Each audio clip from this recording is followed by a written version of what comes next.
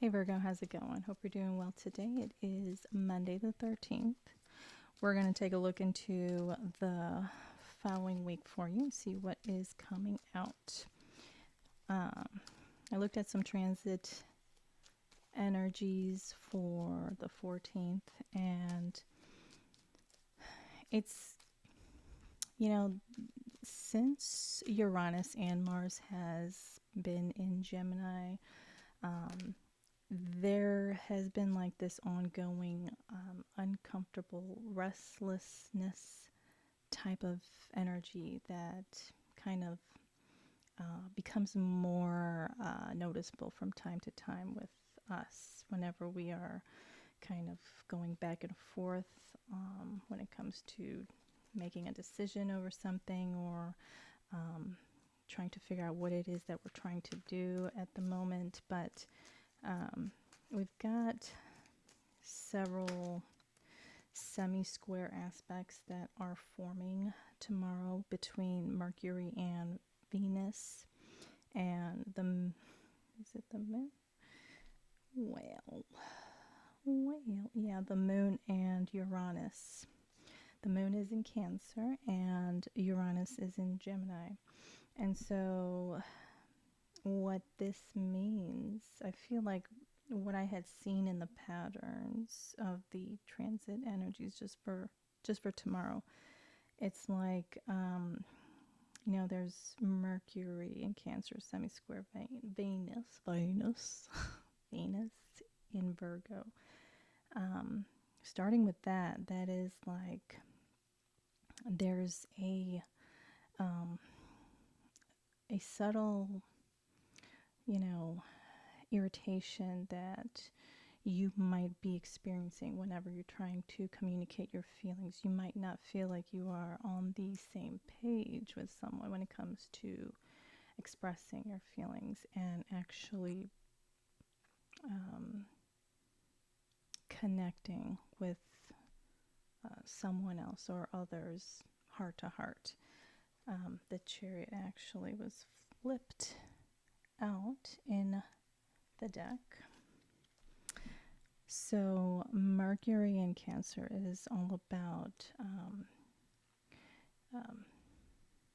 that fluidity um, in in emotional connectivity. That it is being able to it's being able to intuit and also to express our needs um, intuitively, in a sense. Um, and Venus and Virgo energy is more so when Venus enters Virgo, this means that she's really she's really liking the idea of having like a blueprint or a set of standards that are just perfectly aligned with whatever it is that her she um, has in her mind long term, if that makes sense. It's a very practical um, it's a very practical approach in how Venus wants her relationship to operate. Mercury in Cancer is all about connecting with emotional expression, connecting through communicating our emotions. Venus in Virgo does not do that. It's very practical, very straightforward. It's got a touch of, a perfectionist type of um, look to it, to her idea, to her vision of what she wants, love to uh, to be like for her. We have the Empress and the Three of Swords here. coming out for you. And I feel like, so I almost called you Cancer, but Virgo, I feel like there might be some sort of disconnect, or you might not be feeling as though you are being understood emotionally. One way that you can kind of see whether or not someone is truly feeling what you're saying is to see if they attempt to do reflective listening with you. That means they kind of mirror back and touch on significant points of what, you know, you have conveyed. And along with that, them adding their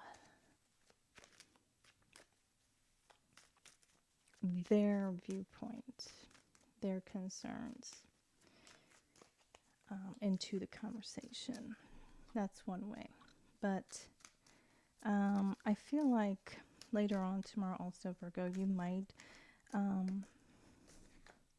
the Hermit, there you are. Do not withdraw. Do not retreat whenever you feel as though your efforts in trying to make something work don't fructify, because it's not that it's not going to happen. It's simply that it needs a little bit more time. That's what I'm getting, because information needs to be processed and understood and clarified, I'm getting. But Moon Quincunx Lilith is basically kind of being too comfortable to consciously make the effort and understanding the challenges and uncomfortable process of going through the internal alchemy from the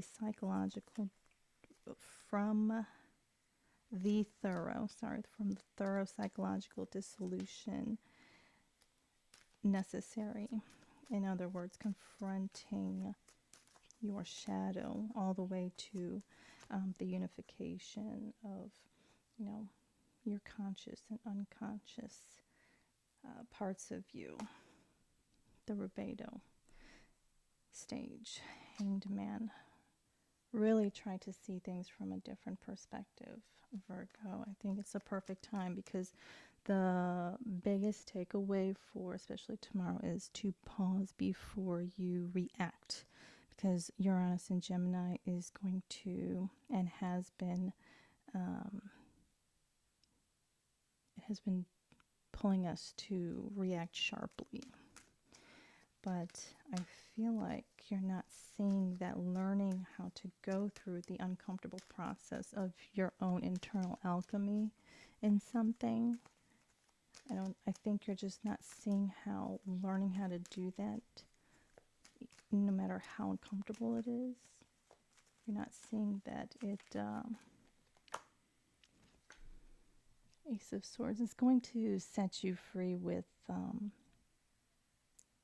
new truths that, with Lilith and Sagittarius, these are going to be truths that you're going to be able to use to your advantage, use in creative ways through creative outlets.